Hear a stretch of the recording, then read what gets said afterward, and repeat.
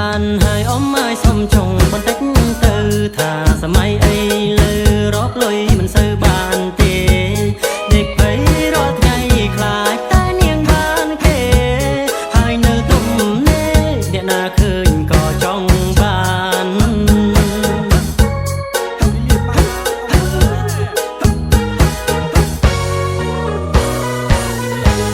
ពីលៀនបានហើយអ៊ំអើយមេត្តាដល់ខ្ញុំផងចង់ភ្ជាប់ចំណងមកតថ្លៃទៅក្លាហានសុំចូលចែកជើត្រឹមត្រូវតាមបុរាណសុំត្រឹមជីលៀនអ៊ំអើយតាព្រមទេ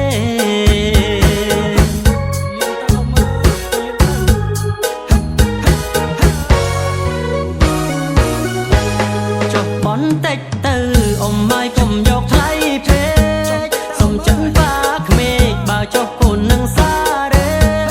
កុំគិតយូរពេកប្រយ័ត្នឈូនអ៊ំបានគេខ្លាចនៅទុំនេះក្រែងខ្មាស់គេព្រោះថ្លៃពេក$20000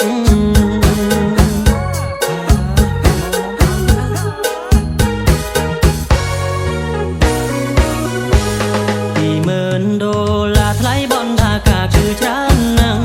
បញ្ជាក់ច្បាំងបើចង់បានគាត់ធ្វើឪក្មេក